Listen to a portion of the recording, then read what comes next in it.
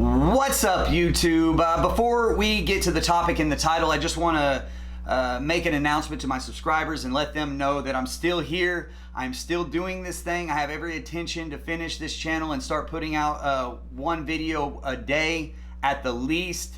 I've just been on a hiatus here recently trying to procure the money I need to buy the equipment and tools that I can use to turn out the best content I can for you guys, and frankly you guys deserve it. Also, second thing I want to tell you guys, I am going to whenever everything gets done and the ball gets rolling, what's going to happen is every week I'm going to put out one video about my local area and the state of Oklahoma, because those people are important to me just like you, and it just would be fun for me to do something along those lines. So I just want to let you know. And with that being said, if you're from Muskogee and you hit this link from one of the groups that I shared it in, I just want to invite you to join this channel. If you want to hit the subscribe button down below, if you want more content, give me a like, that helps me out, and comment in the comment section.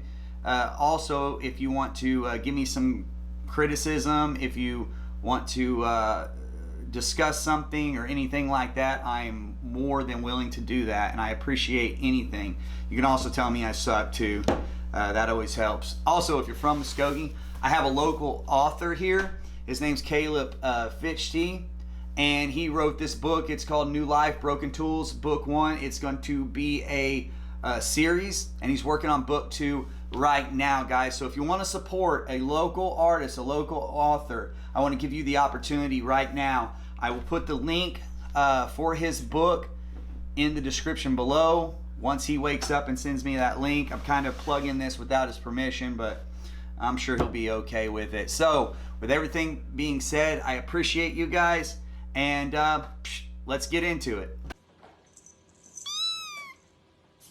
Okay, mask mandates, all right? Muskogee is having another vote on mask mandates again.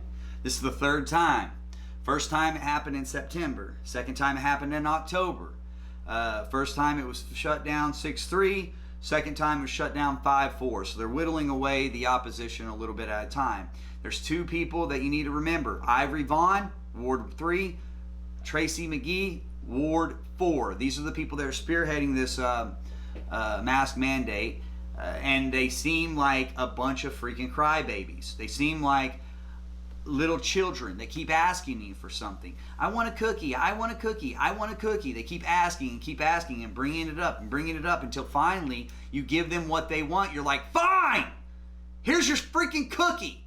And that's what's going on, and I just don't think it's a good strategy. So those are the names you need to remember if you're against mask mandates, because News on 6 last night, they went around Muskogee asking people what they feel about the mask mandates, and they admitted and conceded that it was very unpopular among Muskogee people, and the people they interviewed said that they don't want a mask mandate. Leave us alone. Mr. Vaughn, we don't need you shoving stuff down our throat. I'm not trying to be a jerk, Ivory. I've talked to you before. You're a nice guy, and I think that you want to do the right thing, but I think that you're getting a little bit big for your britches, bud. Because I would trust the Muskogee people to make the best decision for themselves regarding their health. Okay? If they want to wear a mask, let them wear a mask. If they don't want to wear a mask, don't make them wear a mask. But I would hope that everybody at least stays 6 feet away from each other, and don't go to crowded areas and stuff like that. I mean, I would hope they're responsible. I trust them to be that responsible. But you don't need to force them to wear a mask. Some people have sensory issues, like all the veterans in Muskogee. I mean, how many veterans do we have here because of the VA that they have PTSD issues, and they might freak out. They might even freak out whenever somebody tries to enforce them. So Ivory Vaughn, Tracy McGee, those are the people that this article back in October 19th mentions, and they say that those are the people that are trying to force this down our throats. And I just don't like that. I don't like stuff being forced down my throat. I don't wear a mask, but like I said, I always make sure I'm 6 feet apart from people, and I try to stay away from crowds, and I think that that's enough. Another couple of points. Point 1, Muskogee Public Schools. What do they have? Mask mandate. Is it stopping it? Nope. No. Kids are getting it in droves in Muskogee. Kids are getting it in droves in classrooms. We have all sorts of quarantines. Our kids are suffering because of this. They're getting cheated out of an education over this. And I think it's time to move on. I think the best course of action, in my opinion, if I was to control everything, what I would do was I would get all the kids with older parents that might have underlying health issues, or the ones that live with their grandparents, and I would put them on virtual days to protect their parents and protect their grandparents. And then what I would do is I would let kids go back to school, and I wouldn't have any more virtual days for them. Okay, you might want to leave the mask mandate for the kids there because it's very hard to social distance in that area. But overall, I would shoot for herd immunity. And the reason I would shoot for herd immunity is because my kid, my wife, they've already had it. Nobody knows what this virus does. There's so many different strands and this, that, and the other, according to the CDC, different symptoms and so on and so forth. My kid got it. He never even ran a fever. My wife got it. She lost her taste and sense of smell for 3 days, and she was over it. I made out with my wife the whole time, man, and I never caught it, and my daughter didn't. We're always hugging, and we live together and everything else. My mother-in-law caught it. She was sick for about a week, lost her taste and smell for 3 days. She was over it. My father-in-law never got it. I just really think there's a bunch of other factors here in play. Maybe blood type, I don't know, but truth is we don't know what works yet, and it seems like nothing does work. So with the slowing down in Muskogee Public Schools, it might slow it down. I'm not going to say it's not, but we have to think to ourselves, is the sacrifice of our God-given right to breathe air freely worth mandating this, worth forcing this on people for the reward? I mean, we have a 98.5% survival rate among people that catch this. That's an overwhelming majority. And also a lot of people, almost half of the people that get that, they don't even freaking have symptoms. So this is very strange, okay? Point number 2, police officers, because there's a guy on this article named Tracy Hughes, physician here in Muskogee, said that the masks do help. Now, they help slow the spread. It doesn't mean that it's going to stop it completely, and that's what Mayor Marlon Coleman said. He said he expressed concerns just like Tracy Hughes, because Tracy Hughes said the same thing. They have a problem with enforcement. They don't think it's going to be able to be enforced, and I don't either. Nor do I want police officers. This is my second point. Police officers. Nor do I want police officers taking time out from their day and what they're doing to have to worry about and answer calls from Karens and virtual signalers about some guy in a park that's not wearing a mask. I think that that's frivolous, and I think these police officers have better things to do. Why don't they do something about the people, the pillheads, and the kids that keep breaking into our cars at all hours of the night? Have they made any arrests there? Because that needs to be taken care of. I think that that's a big deal, and I would rather them do that than enforce mask mandates down people's throats. It's tyrannical. It's unnecessary. Code enforcement. This is another point.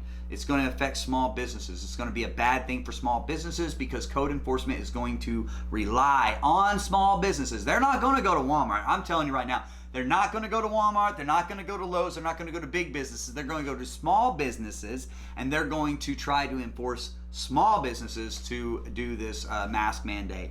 And from what I read on Facebook, I can't remember the source. I went back and I tried to find it, but I read that there's going to be a $100 fine for the first violation, and then that's going to quickly escalate and snowball until eventually they lose their business license. And I think that that's just an unneeded burden on these small businesses in this time. Mr. Vaughn, hasn't small businesses suffered enough? Now you're going to put this on their shoulders? I would rather you not. I mean, we just lost Club Lunch. Now we're going to, I mean, what's next? We're going to lose the Harmony House? Those freaking people are delicious. I don't want them to go out of business. I want them to have every opportunity to make as much money as they can so they can keep employing people and keep giving the city of Muskogee tax revenue, sales tax revenue. And also, I'm telling you right now, when Lowe's in Muskogee was acting like they were going to enforce a mask mandate in their store, guess what I did? I ordered stuff online, or I went to Broken Arrow where there's not a mask mandate because I refuse to wear a mask because I cannot breathe in the freaking thing. All right, I'm out of breath after like 10 minutes of being in a mask.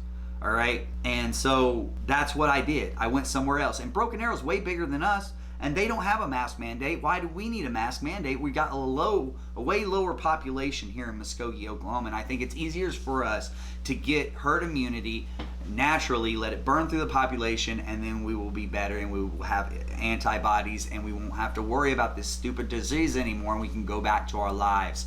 The sacrifice cannot be greater than the reward. Always, always, always. It's very important, okay? These businesses need our money. These businesses need our money, and we can't go back into a lockdown. We can't start locking these businesses down again.